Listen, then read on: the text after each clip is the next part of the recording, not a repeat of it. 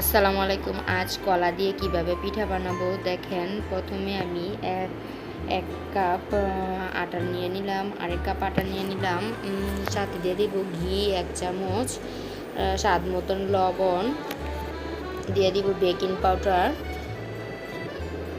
দিয়ে দিব স্বাদের মশলা,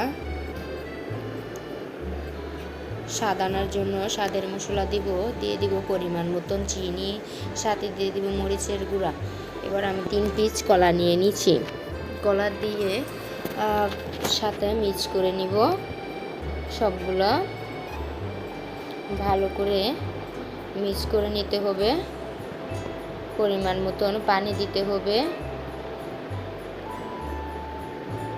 ভালো করে মিক্স করে নিতে হবে। মিক্স করলে কলাটার সাথে আটাটা অনেক সুন্দর হবে, পিঠাটা অনেক স্বাদ খেতে। এখন আমি 5 মিনিট ঢাইকা রাখবো। সাথে দিয়ে দিব এখন তেল দিয়ে আমি দিয়ে দিব সবগুলো এক এক করে দিয়ে দিব।